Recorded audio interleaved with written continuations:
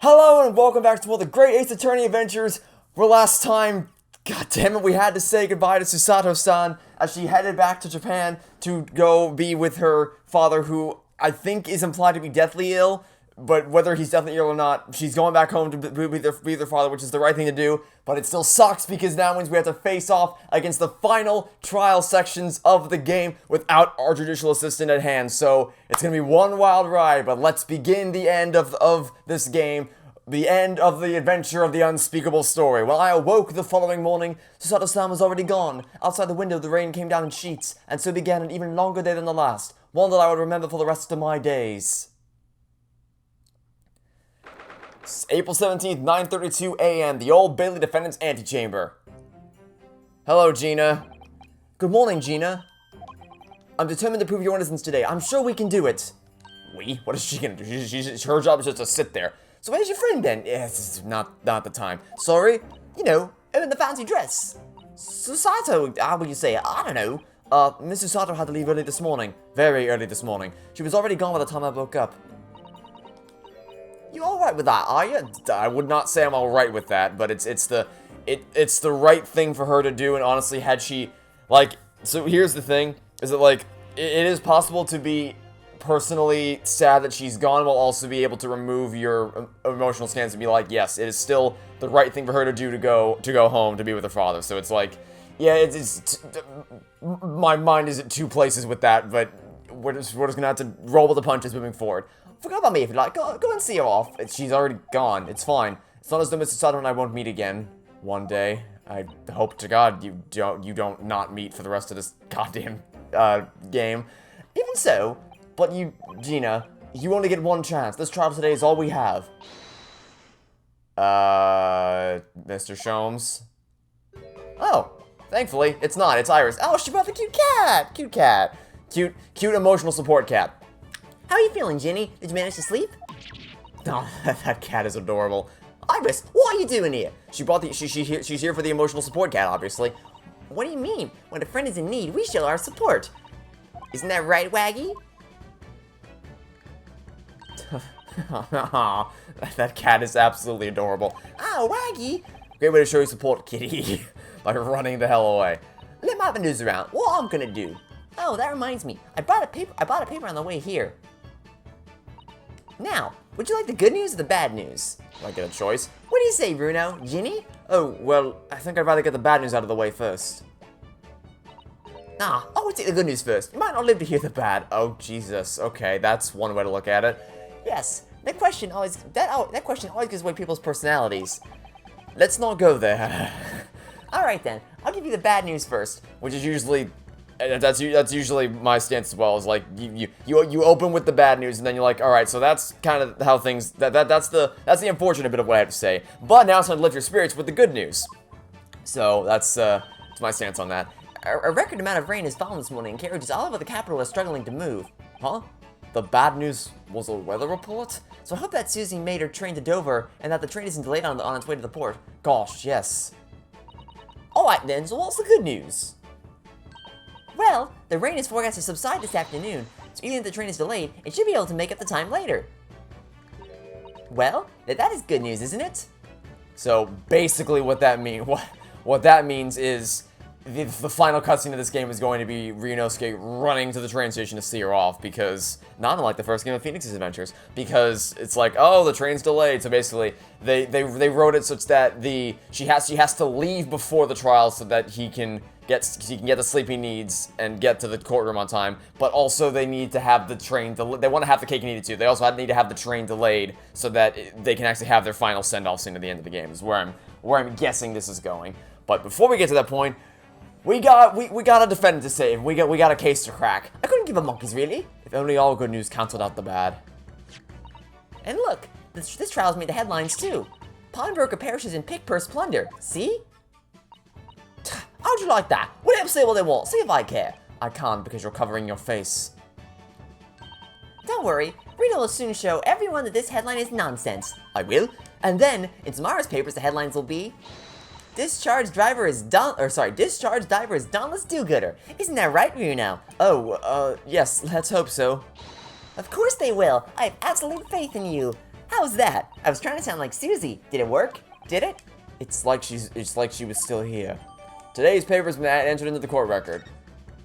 Do I need to read the paper to find any hidden things you're gonna try to conceal from me? I probably do. Let's read the... We've already checked all this out. Let's read the paper. Pawn drawer comparison, pick floor's plunder. Is there anything on the backside? What is this? There's a sensational story lower down the front page as well. Look. Ministry mole? Classified secrets may have been leaked overseas from Ministry of Justice. For a 10-year-old, Iris certainly has her finger on the pulse of world news. It's about secret communications between Great Britain and its allies. Apparently they're being intercepted by hostile nations. Communications are being intercepted, but how would someone be doing that? That's the question, isn't it? I've come up with 3 different possible methods so far. Are you looking for a new career, Runo? No, of course not. I wonder.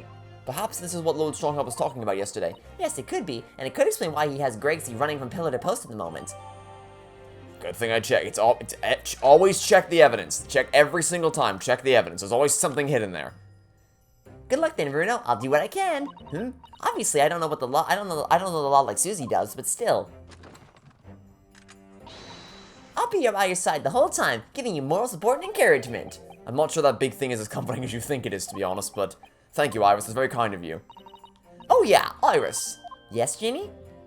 Well, I was wondering is all about Sholmes. Did they fix him up alright? Maybe not the best time to ask that question. Yes, the operation was a great success. Your face says otherwise.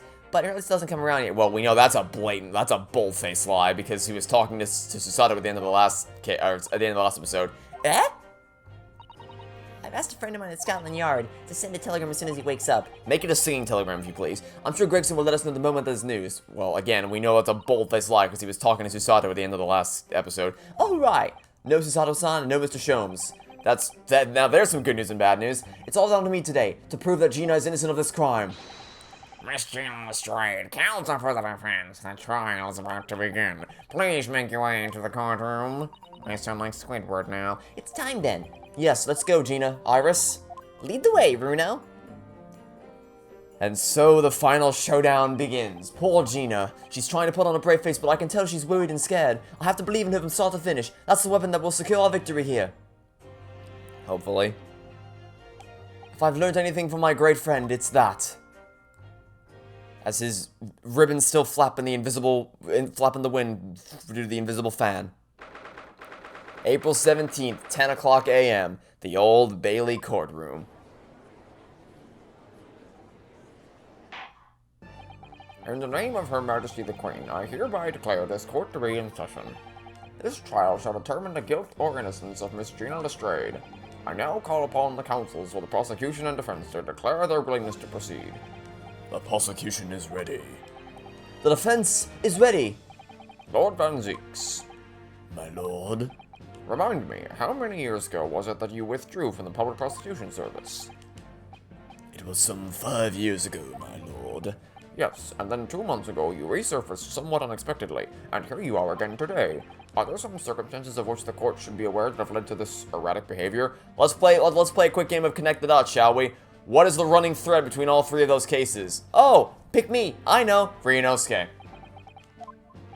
In what one might describe as your former life 5 years past, you dealt exclusively in matters concerned with the highest echelons of society and government. Really? Yet today you choose to try a simple case of burglary and murder. I confess I find it more than a little befuddling, counsel. There are 2 types of person I cannot abide. Firstly, those wealthy scoundrels who hide behind a mask of philanthropy to cheat the public at large. Wow, that's okay. Wow, we really had to lower the camera angle there. She's barely taller than the damn desk is. He means Mr. McGilded, who you defended against the Reaper 2 months ago. Yes, I just about managed to work that out, thank you. Magnus McGilded, if I'd known what a monster he was, I never would have defended him. And secondly, even more loathsome, those wily scoundrels who masquerade as allies only to effect total betrayal in the final hour. In other words, the confidence tricksters from those tiny islands in the Far East, the Nipponese. What? Did he really just say that? He means you now, Bruno. I actually managed to work that out too, thank you, Iris. Total betrayal? What are you talking about? That torrid look of hatred in Lord Van Zeek's eyes, was that directed solely at me? Or was he talking about all Japanese people? It's a terrible thing to say either way. Van Zeeks is just a dick. a racist dick at that. An alarmingly scathing explanation, Lord Van Zeeks. Still, the judiciary welcomes the return of the so-called Reaper of the Melee, feared by all London's malefactors. Your lordship is too kind. Now, jurors, the 6 of you have been selected at random. Yeah, Yeah, I definitely believe in your random selection of the jury based on after the last case. You definitely have the best random selection around. To represent the will of the people in this trial.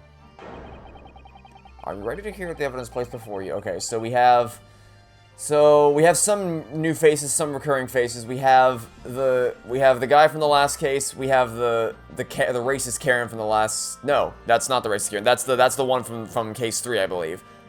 We have new guy. We have the old guy from the last case, except now he's pretending to be Dr. Hottie. We have the uptight secretary. What's the transcriber? I guess transcriber is the word that she appeared to be writing everything down on the typewriter in the last case. And then we have someone whose face looks very, very similar to the face from the second case, where on the newspaper, who said the guy was like running away. His face looks very similar to that guy. So your random selection is a complete crock. Are you ready to hear the evidence placed before you and determine the guilt or innocence? By the way, I just realized you can barely see the judge. Considering, like, I haven't actually stopped to think of the scale of this courtroom. The judge is like a tiny speck of dust in this damn room, considering how far away everybody is from him. Former lieutenant in the British Army here, don't you know? Chaps like me were born ready. Clean crockery, clean cutlery, and a clean conscience. His lordship's motto is very appropriate here, I think. Everything will be stereoscopic in the future. Absolutely, absolutely everything, and I'm ready for it. I don't understand it. I can't have left it in there. It's not possible. But could I have?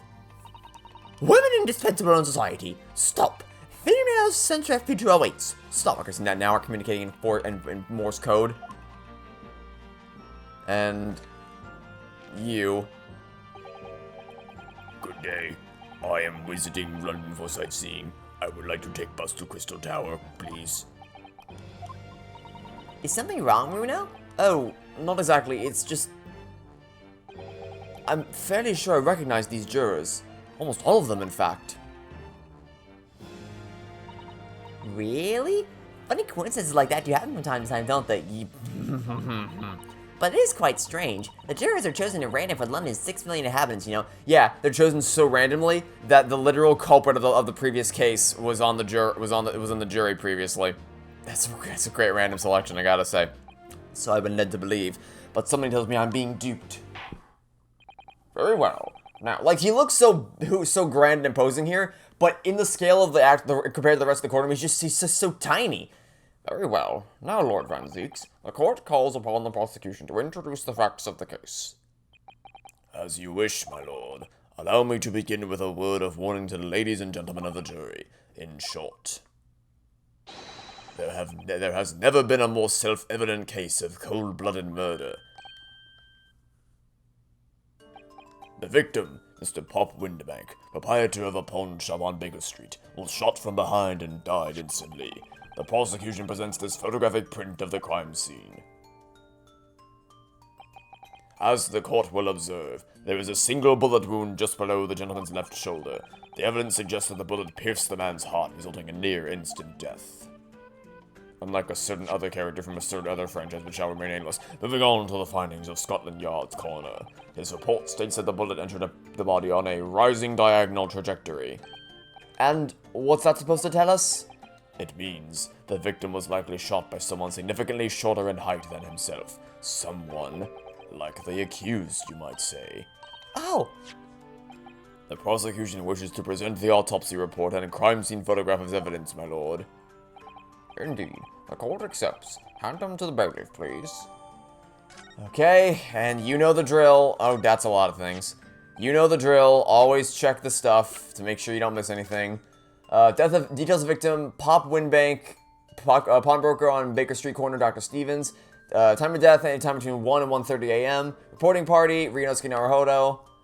Post-mortem findings, single bullet wound in upper half of victim's back. No other visible signs of trauma. Autopsy findings, instant death from a posterior anterior bullet wound to the heart. The bullet entered the body from the back on a gently rising diagonal trajectory. Okay, so nothing hidden there, and then this is just a photograph, so there's nothing hidden there either. Okay. I now ask the court to turn its attention to this plan of the establishment where the incident occurred. The proprietor was found in the storeroom where he kept articles pawned to himself. A windowless room with a single point of entry. A door to the main shop that was found locked. In this sealed chamber, there were only 2 persons present. The victim, Mr. Windbank, and the accused. It may further interest the court to know that when the accused was discovered at the scene, she had in her hand the gun used to fire the fatal bullet. Well, that's that then, isn't it? Nothing more to say. Isn't that girly little girl a pickpocket anyway? Yeah, pickpocket, not a murderer. None of those filthy drabs. Oh, Jesus Christ, you all are just terrible people. You're as guilty as hell. Oh, we can't do the conclusions here. We mustn't assume her guilt because of what she has to do to survive.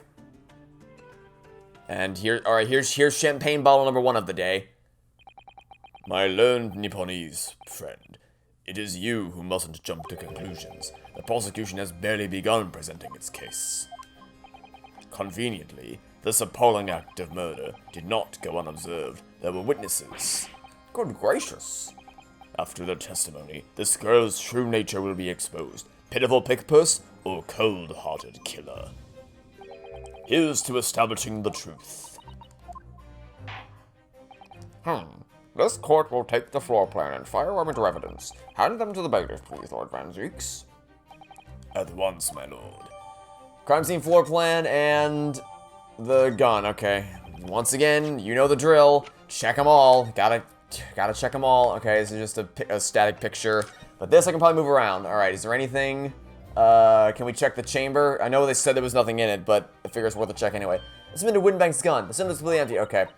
Mr. Windbank, you always used to keep this gun on his shop counter. Yes, but only ever with a single bullet loaded, I understand. That's right. To keep all the pawned articles that were in his care safe. But his one bullet was fired that night, and the poor man lost his life. Was he protecting his shop, I wonder? Trying to keep the articles safe? I mean, if we, like I said, if we can get the ballistic markings of the bullet that was in the wall and link it to this gun, then we can say definitively that the one bullet that was in there was fired by him and not by Gina. But I'm guessing we don't have that yet, so who knows. This isn't good. I feel like the mood in here has turned very gloomy all of a sudden, Bruno. I think that's because it has. Oh, the cape's coming off already. Or it's early game. It's not even 20 minutes and the cape's already come off. Let us begin. Bring forth the witnesses to the foul murder of Mr. Pop Windbank on the 16th of April this year. What the... Really? Witnesses, state your names and occupations for the court. Alright, first things first. Nash Skulkin. First things first, that guy over there, the purple guy over there, you were talking about how someone has to be shorter than him because it has to be on a slight diagonal incline. Well, there you go. Name's Nash Skulkin. Occupation is, baddie. Professional baddie. Name's Ringo Skulkin. Oh, we got Nash and Ringo Skulkin. Great. Occupation's, same as him. Tobias Gregson, Scotland Yard Inspector. That's right. We're what they call the Three Skulkin Brothers. You can't count, can you? Great. What are you looking at me like that for? Don't let me in with you lot. Car blimey, that's cold. Don't you know what we are going for? It's our older brother. Lost contact with him we have, so we're scouring every shady corner of the capital. And then last night we come across you, the very spit of the bloke. Ain't that right, Ringo? He is, Nash, he is. The very spit of him. So we decided and then what we was gonna do? We was gonna call you Oh, great. They're assholes. Big Bruv Selkie. Come on, leave it out, you two. Soaky Skulkin? And that's before he's run out of chips. Well then, Inspector Soaky Gregson. Begging your pardon, my lord, but the name's Tobias. What I would like to know, Inspector, is what you are doing in the witness stand. The Skulkin brothers are currently under arrest, my lord, on suspicion of theft. Thieves, are they, these three? No, my lord. Begging your pardon, but please don't lump me in with this lot. 2 nights ago, these two brothers illegally entered an establishment with intent to burgle, and in the course of their nefarious activities, they became embroiled in a far more sinister crime. By Jove, you mean to say, what an extraordinary coincidence. Indeed, my lord. While attempting to burglarize the pawnbrokery, they witnessed its proprietor's murder. He literally has to stand on a box, and you're pointing fingers at Gina for a slight incline. Order, order. The various trespasses of these brothers is not the subject of today's proceedings, though they will naturally face trial in the very near future. With your lord's permission, I'd like to remain in the stand to keep these gents on the straight and narrow. Of course, Inspector. Skeptical as I am about the caliber of these witnesses, I will permit them to take the stand. Mr. and Mr. Skulkin, you will now testify before the court. Describe the events of the night in question and what exactly you saw. Happy to. Cause the skulkin's never skulking. He's not with you. What are you doing? Get out of it. Oh, these two are gonna be fun. These two are gonna be a whole lot of fun to deal with. Illegal entry. We was walking down Baker Street in the small hours, and the Cap's door was ajar, see? It was like some kind of sign, big enough for us to go in, it was, see? But once we got inside, God blimey lully, we heard a gunshot from the back room, see? We went to see what was what, but the door was locked from the inside, see? We never done nothing, Governor. We never took nothing. We just left after that nice and quiet. Yeah, that's why you were arrested for thievery. Okay. Well, this is gonna be fun. A terrible coincidence, it would seem. At the precise moment these miscreants entered the property, an even more sinister crime was afoot. The witness's testimony is consistent with the crime scene in every detail. The door providing access to the storeroom from the main shop was indeed locked from the inside, and within, only the victim and the accused were found. I must say, it does appear to be an overwhelmingly simple case. Still, the defense may cross-examine the witnesses now, of course. Counsel, if you please. Counsel? Yes. What's the matter, Bruno? Sorry, I was just stunned into silence for a minute by the blatant lies being told by that pair in the stand. I know that's all nonsense because I saw it with my own eyes. I'll just have to expose the testimony for the pack of lies that it is. I mean, where do we even start? Where does one begin tearing this apart? Okay. Walking down, small hours, the jar, it's kind of sign begging for us to go in. Yeah, no. Once we got inside, gunshot from the back room. You fired the gun. Went to see what was what. The door was locked from the inside. We never. Yeah, let's just do this. You've never done nothing. You never took nothing. You're just a pack of lies. Is what you are. You're just a walking lie machine. You didn't do or take anything. It's actual story. Well, it was bedtime soon, weren't it? Hey, remember that shot that remember the gun you fired into my friend whose name is Airlock Sholmes, the man, the myth, the legend? Remember that? How's that for? I didn't do nothing. Jesus.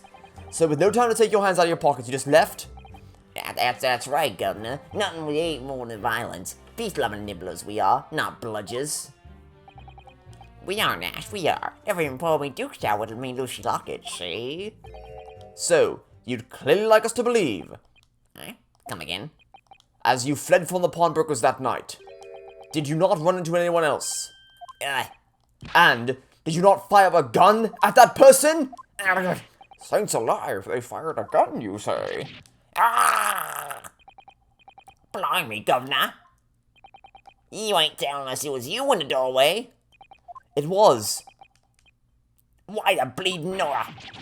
Didn't you mention that Before. Well, if I mentioned that before, I wouldn't have gotten you to slip up on your testimony so early, wouldn't I? You were armed with a gun, and as you fled the scene, you fired that gun at London's greatest I don't know if it's on. Let's not push it that far. At Airlock Sholmes. They shot the great Mr. Sholmes? I did hear that, actually. They was road to rush to this hospital. The great Sholmes? That's beyond the pale. How your witness is looking now, there, Van Zeeks? On the night in question, this pair was arrested by the police within minutes of the discovery of the crime scene. Their suspicious countenance rapidly gave them away. And the one searched. A firearm was indeed found in their possession. Oh, was it now? How interesting. Furthermore, the barrel shows signs of a shot having been fired from it. The prosecution invites his lordship to examine the firearm recovered from these brothers. Yes, indeed. Remnants of powder on the muzzle, as you say, Counsel. The court will uphold this weapon as evidence. Okay, so did they ever say whether the bullet was still inside Sholmes' body or not? I don't, admittedly, that I don't. Okay, here, by the way, champagne bottle number 2. Do we have anything that says whether it was inside? I don't think we do, because we don't have any like hospital notes or anything like that. But I'm willing to bet that it might be something on the lines of, because unless you can definitively prove, because they have not mentioned ballistic markings yet. Maybe they don't know about them in the Victorian era, but if the bullet's still inside his body, which it might be, I generally don't, I wasn't paying that much attention to the actual circumstances surrounding his hospitalization because it's airlock Sholmes, so it's whatever. But if the bullet's still inside his body, then we know that the bullet on the wall has to have come from this gun, which means that he would have fired it in defense of his shop, and then that this could have been the one that was actually used in the murder, but I guess I'll have to find out later. Now, my learned Nipponi's friend. Yes? Here's to you successfully presenting the evidence. For yes, there are the telltale signs of spent powder on this gun and a single bullet missing from the cylinder, but the prosecution demands evidence that it was fired at the scene of the crime under scrutiny in this trial. Well, I don't need evidence, because I was there! However, the rest of us in this courtroom were not. If the defense fails to provide evidence in support of its rash claim, we shall have no choice but to toast your incompetence and move on. Evidence that these two fired the gun before they left Windbanks that night. Well, I mean, we do have the blood sample surrounding the bullet. The court demands that all claims are affirmed with clear proof. What evidence? Where's the... Here we go, blood samples portfolio. Take that! The evidence is in this portfolio! What on earth have you there, Counsel? During the course of our investigations, we discovered a number of bloodstains. Not trusting the police to do the job they're trained to do? How arrogantly Nipponese of you. I'd say that's a smart thing to do. Well, anyway, we analyzed all the blood samples we found and recorded the results in this portfolio. And you claim to have the evidence the court is demanding therein? Yes, my lord. No more dallying then, Counsel. Present the pertinent evidence at once. What do you have in your portfolio that proves these witnesses loaded a firearm at the scene? Not that one. This one. Nope, stop, right here, with this one. Take that! What is that? Explain. It's a photographic print at Windbank's pawnbrokery on the day of the incident. From the scene of the crime, is it? Is that a bullet hole? If my eyes do not deceive me, it appears that the bullet is still lodged there. Yes, as your lordship noticed, the bullet pierced Mr. Windbank's calendar. The date shown being the 16th of April, the very day of the pawnbroker's death. The incident occurred at 1 hour after midnight, but this indicates that a separate shot had been fired sometime after the calendar had been set up to the 16th. That's right, and while it isn't irrefutable, the defense believes that it is credible evidence. I just dropped my remote. That is credible evidence that the witnesses did fire a round from their gun in the pawnbrokers that night.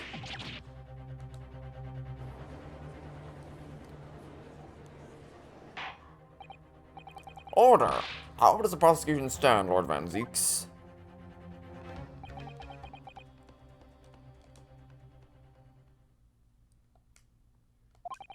If that is the direction my learned friend wishes to take, the prosecution has no objection.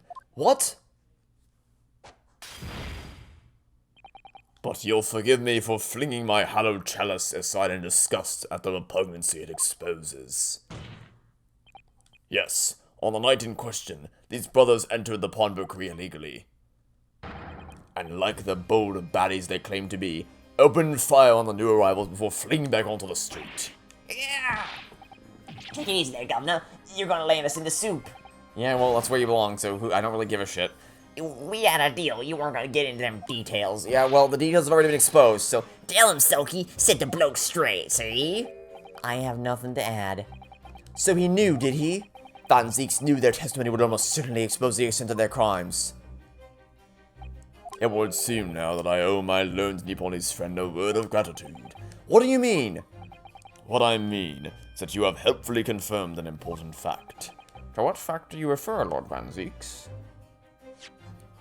As has been established at the point of their arrest, a single shot had been fired from the brother's gun. However, if that shot found its target in Mr. Sholmes, then clearly these witnesses cannot be accused of the fatal shooting of the proprietor and the victim.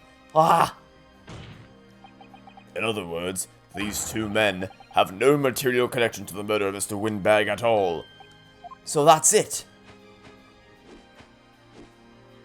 What the heck? That's it, we need nothing to do with it. Oh, yay! You're only gonna be convicted of assault with a deadly weapon, and burglary, and breaking and entering. Oh, wow. You guys got off easy, I guess. We didn't, Nash, we didn't, that's what I reckon. Your crimes include unlawful entry, intent to steal, perjury, and let us not forget, attempted murder. Quite a catalog, eh, fellas? Yeah, we're in for it now, bruv. Yeah, I don't know why you thought you were getting off easy there. Now then, let us take a moment to consider the aforementioned great detective, Mr. Elok Sholmes. It would seem the man patronized the pawnbrokers in question somewhat regularly. Where's he going with this? Mr. Sholmes appears to take pleasure in tinkering with... Oh, it's gonna be the cameras. He's gonna show the cameras. There's gonna be a photo that we're gonna have to pick apart, I'm guessing. Eccentric, says who? Not me. Don't give me that look. He installed a pair of machines like this one in the victim's shop. Oh! That's one of Hurley's red-handed recorders. What is that, Counsel? As your lordship has surmised, it is indeed a camera attached to a small timing device. Every half an hour, it automatically photographs the interior of the establishment. The idea being that if a thief were to break into the shop, he would be caught red-handed. The prosecution has obtained the photographs taken by the device on the night in question.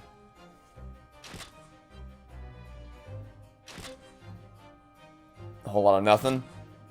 Whole lot of nothing. Still a whole lot of nothing. As the court will observe, copious identical prints are produced in a quite desultory fashion. Rather prodigal, I feel. In fact, there are two such devices in the victim's shop, my lord. If I may refer the court to the plan of the premises, their respective positions are here and here.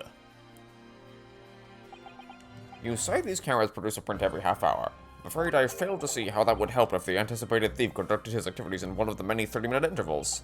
One can only pray that the would-be criminal lingers, my lord.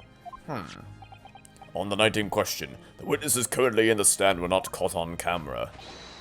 That's a bit of friar chucking, bruv. Lady Luck's having a skulking. Witnesses, at what time did your trespassing begin? It must have been just after 1, right, bruv? Must have been, Nash. Must have been, see? Yeah, just gone 1. In which case, minutes before these brothers entered the establishment. What scene might we expect to see within the shop? Let us examine the evidence. Oh, dear God. Good lord, it's the defendant, Miss Gina Lestrade. Gina, what have you done? Oh, this just got a whole lot harder. As the court can clearly see, the accused is pictured, gun in hand, facing the victim over the shop counter. Okay, so, great, you've shown that she's holding the gun, but you haven't shown proof that she fired it. No doubt coercing the proprietor to open the door to his storeroom. Quite. One can only too easily imagine the events that unfolded. The court will take this photographic print as evidence, if you please, counsel. Oh, boy. Ah. I don't believe it. Ginny! In short, the accused is the only person who could have possibly killed Mr. Windbag. Ah! Okay. Oh, who? So, question, are there any, is there any evidence, like, were there any photos taken afterwards? Because you've only showed us what happens before, but someone had to leave the shop, so, and it clearly wasn't us, and it clearly wasn't, well, at least we don't think for the moment it was these people, so, and if he was already dead by the time they got here, maybe there's more maybe by chance there's more photos that we can look at. Point being, we should look at all the photos before we're coming to any conclusions here. Wonder if I might put in a word at this point. Go ahead, Mr. Foreman. Took a bally bullet to the knee in the Battle of Maiwand, 1880, don't you know? Decorated for it and all that, but forced to retire from service, sadly. Of course, a medal can never outshine the exploits of chaps like us in the battlefield. Yes, Mr. Foreman, and what exactly is your point? Carried on the battle after retirement, you see. The battle of dead life, if you like. Yeah, your daily life really is a battle you should probably get out of, but that's not my place. And here I am now, leading this small squadron, 6 men all good and true. It is not 6 men. There are women on that jury. I'm aware. I can see one on the screen right now, so it's not 6 men. Nice try. And we'll all go down together, you mark my words. One for all and all for one. What are you, a musketeer? Alright, here's bottle number 3. Because they just really love to show off those liquid physics. The ladies and gentlemen of the jury have reached agreement, have they? Is that what we are to understand? Alright, is it summation examination time? In a manner of speaking, yes. That is the Garrodeb squadron's position, sir. What? No! Solid support for the court, men. On the double. Yes, clearly a man, I must admit. Truly. His lordship insists on promptitude at all times, and that goes for making decisions too. I think you'll find that shoot is his clicker staying now. I can reach out and touch it. I wouldn't have left it in there. I just wouldn't. But in all honesty, I can't actually remember. Situation clear. Stop moving for that. Stop. Shoot now, unviable. Stop. I am very sorry for brothers. They were unlucky. I'm not imagining this, right? His face looks exactly like that person from the newspaper in case 2. Very well. I now call upon each member of the jury to state his or her leaning in this matter. I now to consider verdicts to the court. Guilty. Guilty. Guilty. Guilty. Guilty. Alright. Well, just give me a summation examination, and I'll turn the tables right back around. It does indeed appear that the jury is unanimous in its leaning already. That photograph! It must be the definitive evidence that Gregson mentioned! But Ginny didn't shoot him. No, of course not! My lord! The defense wishes to assert its right to a summation examination. Very well. The court grants permission. So, you refuse to admit defeat again. How unsurprising. We shall proceed immediately with the submission examination. Mr. Foreman, are all members of this jury ready? Absolutely, sir. Always ready for action, my chaps. Very good. Ladies and gentlemen of the jury, you will each explain on what grounds you have determined the defendant to be guilty. And juror number 4, you damn well better have reasoning beyond. I can't remember where I put my glasses this morning. You better actually pretend like you know what's going on. All the evidence clearly points the finger of guilt at this young pickpocketine. As a housemaid, I should like to see all filthy eyesores promptly and rigorously eliminated. That's not a reason. Okay, we're pressing here for more information. I think you'll find that if you look at that photograph in stereo, the truth will just pop out. And what? Okay. I have left it in there. I should think they'll be... None of you would give me... Hey, why do you think she deserves to be put to death / put in prison or whatever the hell the punishment's gonna be? I just can't remember where I put my Glasses. Or if you look at it in 3D, we'll gain a whole new perspective on what's happening here. Or I just want to clean. That's all I do. I just want to clean. You all are useless. It's just every jury is just so useless in this game. Mind made up. Stop. Global radio transmission of verdict to follow. Stop. Someone give me... You're all so useless. In Motherland, we say never judge by clothes, judge by head. I am convinced brothers are innocent. What? Oh, okay. Brothers are... The brothers are clearly not innocent. No, okay. My brain... Okay. Which of these things do I say first? It's like there's like 1,000 things that my brain wants to say right now, but it keeps like, okay, I want to say this, but then it's like there's also this other thing I want to say, and it just keeps bouncing back and forth, and I can't pick one. Okay, let's just start simple. 1, not talking about the brothers, talking about Gina. The brothers are relevant right now, and then also they're clearly not innocent, even if we were talking about them. What do you? Oh dear God Almighty. Okay, this is a disaster. This is the worst juries yet.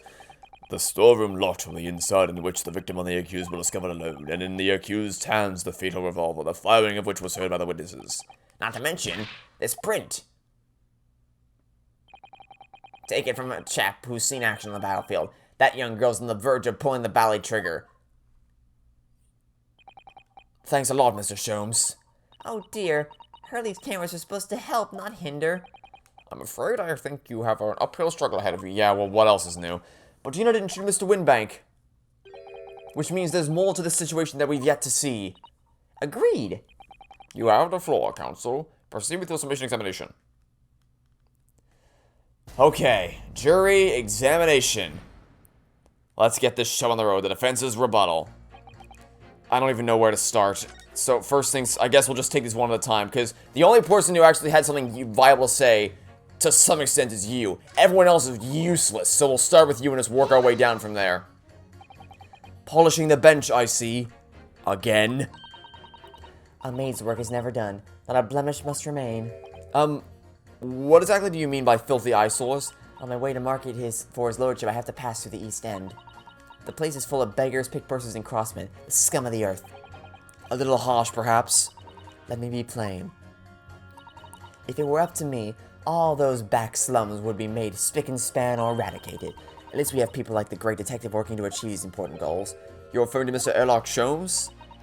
That's right. I like to keep abreast of his exploits by reading Rand's magazine in between my duties. He does wonders cleaning up London streets. He should be declared an honorary maid of the capital. Mr. Sholmes? A maid? It's really quite unforgivable. Gutter scum having the audacity to shoot our very greatest detective. Minor detail, it was the two brothers in the stand who shot Mr. Sholmes, not the defendant. A minor detail indeed. They're all gutter scum as far as I'm concerned.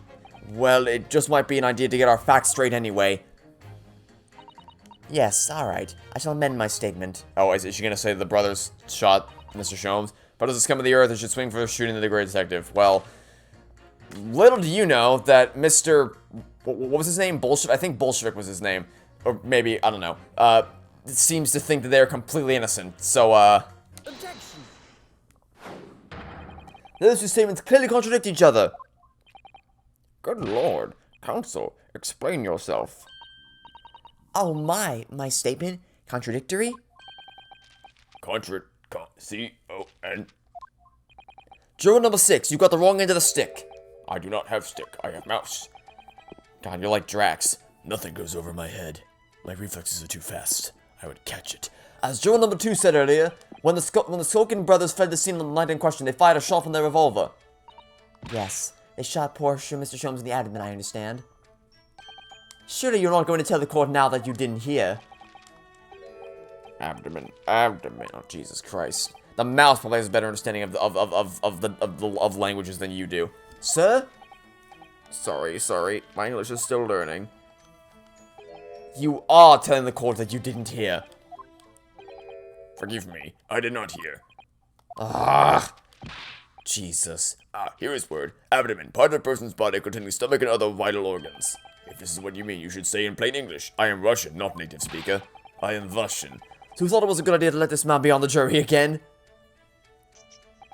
So, you are telling me these brothers who look like criminals were lying. They said before, we never done nothing, but truth is, they shot detective. Da. This is double negative. Ah, that's exactly right.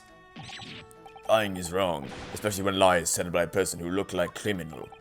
Coming from you, that seems surprisingly prejudiced. This means, when they said we never took nothing, maybe it was also a big fat lie. Is this true? Well, according to the police report, no stolen goods were found, so... Enough! I trust no one now! It's not the mouse's fault, though, sir. I must see with own eyes. I must investigate crime scene myself. I'm afraid that it won't be possible. Yes, it is, Runo. Easily. Sorry? With the prints from Hurley's red-handed recorder. If you compare the print that pictures Ginny and the next print from half an hour later, you'll be able to see straight away if anything was taken or not. Cooey, Mr. Prosecutor. Tut. Calling on the prosecution in the middle of a summation examination of old times. The print showing the accused as threatening the victim after she broke into the shop is this one. Following this, the victim and the accused moved into the storeroom. Meanwhile, the Skulkin brothers entered the shop and summarily heard the fatal gunshot ring out. Sadly, none of these events were captured on film. This is the print produced by the camera, half an hour later, after the brothers' flight. So this was taken after Hurley was shot then. As far as I can tell, nothing's been taken. That does seem to be the case. I can't notice anything that's obviously missing in the second print. We'd have to put them side by side and get a proper comparison done because, if you keep sliding between them, it's hard to tell, but if you just flash between them back and back, then it'll be easier.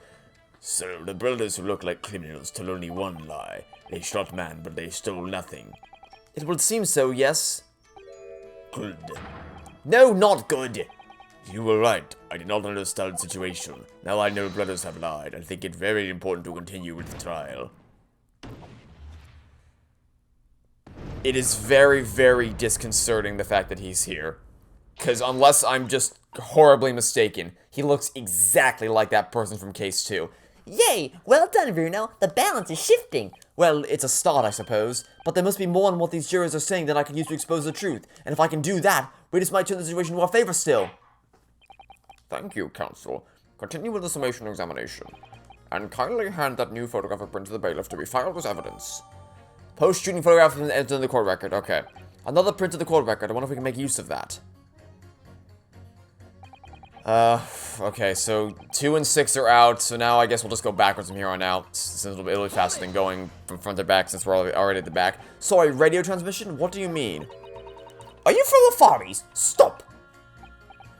Yes, from the Empire of Japan.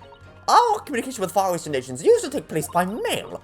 Royal Mail steamers take more than a month to complete the journey.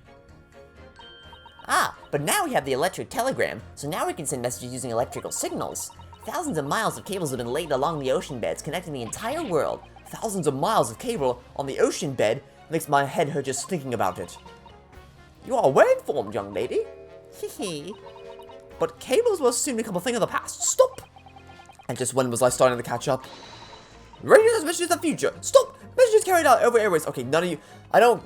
We're getting very off topic here. I don't really care. If something going, stop! Atmosphere electric, stop! Right, trying to wear out your fingers. Hey, there's a young girl on trial here. Can we focus on that and not whatever technology rant you're going on? Driver technology, I don't care. And people say inventions like the stereoscope are the height of technology. What utter piffle! Oh, let me guess. Am I gonna have to pit you against number 3? Or I guess I can just react to you. Someone's pissed. Excuse me. Juror number 3. Sorry to interrupt when you're obviously fuming, but... What? Do you perhaps have something to say about juror number 5's last remark? As if I couldn't guess. Oh, you bet I do. Say that again. Go on. I dare you. Goodness, are you talking to me? I think he just might be, yes. You think stereoscopes are just toys, do you? Absolutely. I mean, really? A machine gives you photographs in 3 dimensions. Why on earth would you not just use your eyes to look at the world around you? It's all 3-dimensional. What a great way to appease the man. No, I'm sorry. Stereoscopes have no practical use at all. Oh, really? Well, how will we prove you wrong and use a stereoscope to view the 2 photos side by side to see if anything was taken? You just don't know. Pardon? I think you'll find that viewing a photograph through a stereoscope can unlock all sorts of possibilities. I'm obviously going to have to demonstrate. What sort of possibilities? Well, take a crime scene for example. If you had a pair of photographs from a crime scene that you could view through a stereoscope, it could reveal hidden clues you'd never even noticed before. What? Have you got any, Bruno? Of course we have some. How about this print here? Issue the trick, I think. Just these 2. So we'll do the first one. Do I have to select the second one? Alright then. Juror number 3. Are you saying you can do this with any 2 suitable photographic prints? Of course I can. Very well then. I'd like you to demonstrate. I'd be glad to. Just give me one more print. This one. Take that. Alright. These 2 prints were both taken with the same camera and window banks on the night in question. Yes, I see. Tell me, Mr. Lawyer. Do you know how stereoscopic images... Thanks to Iris, we do. Well, I think so. I did have a lesson on it yesterday. The left and right eye images need to be the same. So yeah, we went over this yesterday. Cute cat. Wait, where'd the cat go, actually? Is the cat just still roaming around in the defendant waiting room? Because the cat just kind of jumped out of Iris's hands, and then we don't know what happened to him next. He could be dead for all we know. Yes, exactly. It's that small shift between certain objects of the 2 pictures is really important. So what happens if you use 2 photographs that are exactly the same, then? No, obviously that wouldn't work at all. Not for seeing the scene 3-dimensionally, anyway. Oh! Of course, now I see. Ah! I think the young girl has discovered the secret. I have! Can you uncross your eyes before you tell me? Have a look at these 2 pictures from Hurley's camera, Bruno. Go on. Can you see that there's a really obvious difference between them? Of course there is. There are 2 people in the first and no people in the second. Well, yes, you can see that straight away. But now, try looking at the picture in 3 dimensions. Alright, I'll give it a go. So to start with, you have to cross your eyes and then try to make the 2 pictures overlap. Do I actually... They haven't made me actually cross my eyes previously, so I'm hoping that I won't have to do that again. Because if I do, then my eyes are going to be in grand amounts of pain afterwards. Let's see if by crossing my eyes I can make the quill pens from each picture overlap in the middle. Wait. Well? Can I see properly? Wait, do I actually have to see it? Do I have to actually cross my eyes to do this? Because I didn't see anything. I'm just not very good at this, that's the trouble. Oh, don't worry, I have just the thing. I happen to bring with me a portable stereoscope. Thing is, like, what I think this must be designed for a 3DS screen. Because, like, the whole principle of using the 2 photographs is that you're supposed to be right up next to the screen, and it's a smaller screen, so it works for your eyes to cross it. But when you're staring at a giant TV, a moderate distance away, with a microphone in front of you, it doesn't quite work as well to cross your eyes. It's just a blurry image. Like, if you cross your eyes against something that's, like, right in front of you, then it works. Because your eyes can focus on what's directly in front of you. But when you're doing it on something very far away, like, I'd have to get out of the chair and go over to the TV to do that. Which is not exactly an ideal thing to have to do for the sake of recording a video. So I'm just gonna I'm assuming, I mean, I could have probably just said yes, really, but I'd rather actually be able to see this for myself before the game presents it for me. You could have saved me staring at Mr. Windbag and Gina, like, I hate all the, like, hate all the time. If you remember, I said in reply that it's much more satisfying to be able to see the effect with your own eyes. Yeah, well, my eyes are in pain now from just demonstrating cross eyes on something directly in front of me, so thanks for that. Anyway, why don't we try using this helpful little aid now? I'm trying to just, like, compare between them to see what's missing, but I see nothing at first glance. Wait! Oh, wait, yes I do, wait, yes I do! Oh shit, I didn't see that! It's the candle thing. The candle's broken. The candle's broken in the second picture. Oh, I didn't even see that. Now, let's see what we got. Wait, look at that! Ah! What's going on with these 2 pictures? Some of the things on the counter they just sort of jump out at you. Oh great, now everyone's cross-eyed. Great, we're having a nice old viewing party. Yes, that's it, you see. That's the other amazing power of stereoscopes. Other amazing power? Is someone going to explain this black magic, eh? Why the deuce do some of the things on the counter just jump out at you like that, I think you'll find that if you consider the basic principle of the stereoscope, you'll answer your own question. Basic principles of the stereoscope? As I said before, it's a slight shift to the position of inserted objects that lets you see pictures 3-dimensionally. In other words, even though at first glance it seems the objects on the counter have moved all between the 2 pictures, this shows that actually there must have been a slight shift in their positions. I think the more pressing issue to worry about isn't the position, like the slight shift in positioning of the objects on the counter. It's the fact that the candle or the lantern or whatever that is broken in the second picture and it's not broken in the first picture. Yes, there must have been. Like, sorry, is no one gonna point that out? Now hold fire there, sir. Got a reasonable grasp of this whole cross-eyed business now, I'd say. But why the devil does the shift between the 2 prints exist in the first place? Well, what's the answer, fellow? Come on, you're the cross-eyed master. What, me? I haven't the first idea. You know, Runo, it's quite simple. It is? Just think it through step by step. The first photograph was taken at 1 a.m. Then, 30 minutes later, the second photograph was taken. But the position of some, items on the counter appear to have slightly shifted in the interim. So that means that sometime in the half-hour interval, someone must have tampered with the things on the counter. Yeah, you don't need to look at the shift for that. You can just look at the fact that the lantern is broken in the second picture. New information, stop! I'm not mentioning the testimony so far, stop! Yes. I'm starting to see what I should be aiming at in this summation examination now. Ladies and gentlemen, the question now is clear. We know the items on the countertop were moved, but by whom? Are you suggesting you might know? Of course. I can tell you right now who is responsible for the almost imperceptible shift in the items. I mean, it has to be one of the thieves. Am I supposed to know which one it is? Let's just roll the dice and see which one it's gonna be. I choose you. It was the witnesses currently in the stand, the Skulkin brothers. Wait. This does not agree with what brothers said in testimony before. They said they did not have time to pull dukes from Lucy lockets. Yeah, because a witness lying that's not something that ever happens. What are you talking about? But in this, another lie? Is this what you are saying? Yes, I'm afraid so. Now, hold on there a minute. You can't be sure of that. I quite agree. The accused is a common pickpocket after all. It's perfectly possible that she went through the things on the desk to see what she might steal. I think that's unlikely.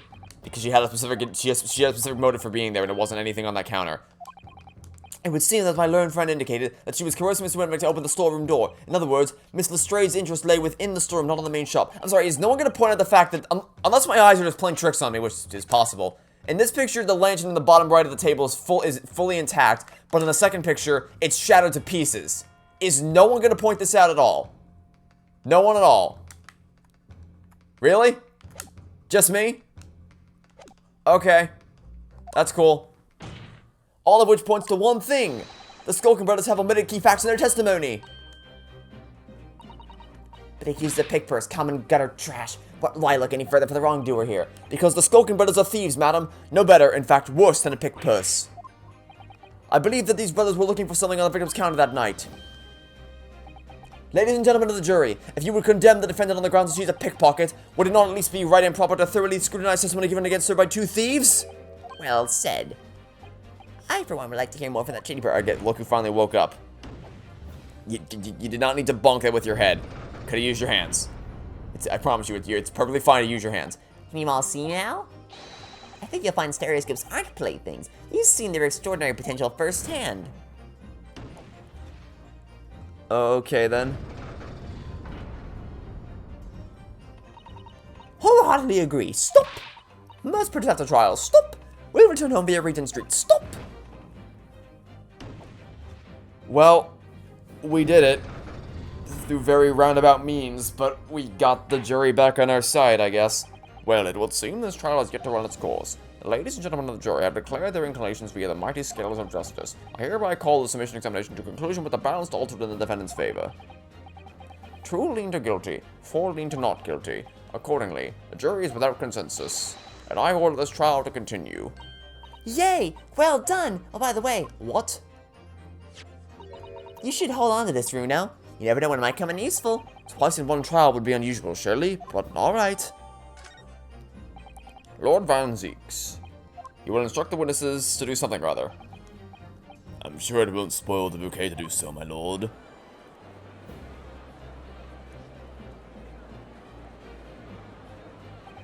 I've won myself another chance to probe that pair about their activities that night at least.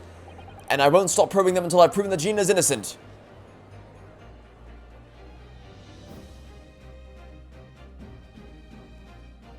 Alright. Not a super great start to the trial.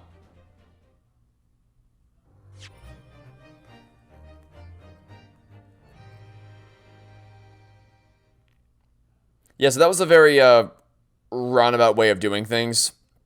Like, we used the... We basically...